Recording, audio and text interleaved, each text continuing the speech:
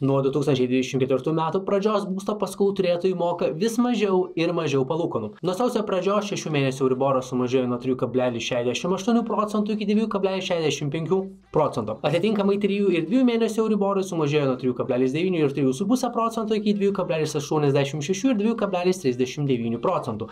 Tai tie, kas metų pradžioje skolinosi 100 000 30 metų anuitetinių grąžinimo būdu ir bendroje sumoje mokėjo 5,5 procento palūkanų, jų mėnesinės paskolos įmokos sumažėjo nuo 567 eurų per mėnesį iki 489 eurų per mėnesį. O tiems, kas dar tik planuoja imti paskolą, atkreipkite dėmesį, kad šiuo metu 12 mėnesių euriboras yra pigesnis nei 6 ir 3 mėnesių euriborai. Bet tai nereiškia, kad pasirinkus 12 mėnesių euriborą long terme sumokėsite mažiau palūkanų. Žiūrint istoriškai, 3 mėnesių euriboras būna mažesnis. Žiūrime konkretų pavyzdį. 2024 metų Liepos 8 tie, kas pasirinko 12 mėnesių euriborą, 12 mėnesių ir mokės 3,59, beveik 3,6 procentų euriborą, 3,6 procentų euriborą.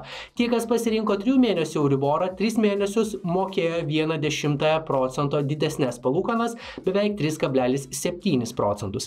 Bet spalį tie, kas pasirinko 12 mėnesių euriborą, tebemoka beveik 3,6 procentus, o pasirinkus 3 mėnesių euriborą jis sumažėjo iki 3,2 procentų.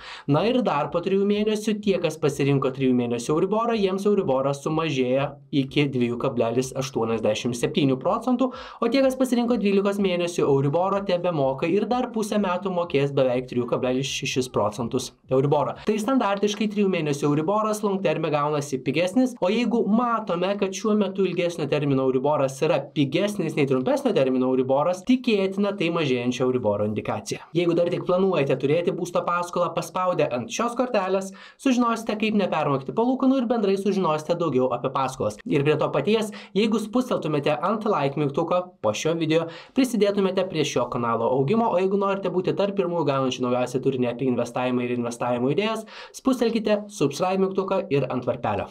Ačiū Jums. Dabar apie investavimą bei rinką ir pradedam nuo lapkričio pradžioje pradėto eksperimento, investavimo eksperimento, spekuliuojant trigubos sverto S&P 500 ETF. Trigubos sverto ETF yra biržoje prekiaujami fondai, kurie auga ir krenta vertė trigubai. Šiuo konkrečiu atveju fondas juda vertėje trigubai S&P 500 vertei. Plačiau apie trigubos sverto amerikietiškus ETFus ir kaip į juos investuoti esu padaręs atskirą video, nuoroda bus čia kortelėje. Tai kiekvieną savaitę investuoju po $20 į trigubos sverto S&P 500 fondą ir kainai kiek pakilus užstatau trailing stop loss, kad padaryta investicija būtų parduota automatiškai jos kainai pakritus nurodytam dydžiui nuo maksimalios pasiektos vertės, taip užtikrinant automatinį pelno fiksavimą. Lapkričio 4 dieną daryta investicija per 34 dienas jau yra pakilusi vertė 18,35 procentais, lapkričio 18 dieną daryta investicija per 20 dienų pakilo vertė 10,63 procentais, lapkričio 25 dieną investuoti pinigai pakilė vertė 3,65 procentais ir prieš savaitę daryta investicija yra pakilus 1,89 procentais. Šiaip S&P 500 indeksas vidutiniškai kyla vertėje po 12 procentų per metus, pastaruosius plus minus 50 metų. Bet kaip matote, yra gan nesudėtingų būdų iš jo uždirbti ir daugiau, plus dar kai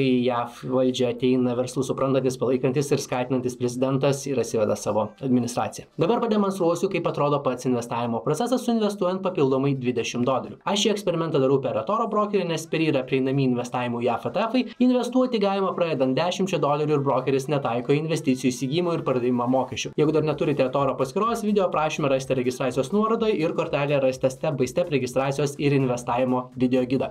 Užsiregistruosite per 5 minutės. Susikūrus paskyrą ir prisijungus, viršuje paieškos lange suvedame trigubos sverto ETF trumpinį SPXL, pasirenkame jį, spaudžiame Trade, nurodau, kad investuosiu $20, spaudžiu Buy, ir viskas.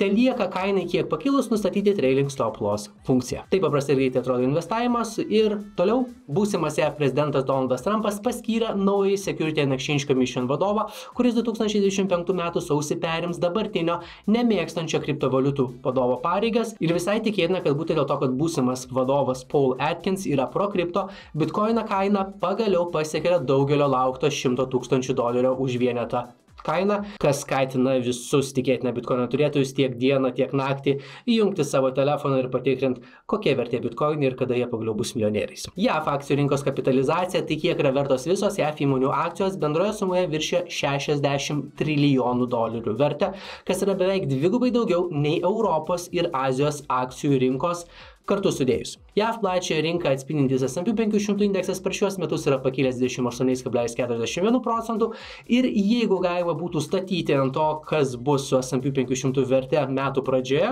kai ateis naujas prezidentas, aš statau ant to, kad naujam prezidentui ir jo administracijoje atėjusiu valdžią S&P 500 vertė šoktels vertė. Bet čia tik spėjimas ir jokių būdų ne investavimo rekomendacija. Jeigu dar neturite eToro investavimo paskyros, video prašymą rasite registracijos nuorodą, su kuria užsiregistravus gausite elektroninę knygą, kaip būti geresnių investuotojų. Jeigu patiko ši trumpa apžvalga, labai prisidėsite prie šio kanalo augimo pustelėdami like mygtuką. Jeigu norite būti tarp pirmųjų gaunančių naujausią informaciją apie investavimą ir investavimo idėjas, taip pat spragtelkite subscribe mygtuką ir ant varpelio. Sėkmingų investavimų ir pasimatome kaip visat pirmadieniais, ketvirtadieniais ir kartais sekmadieniais.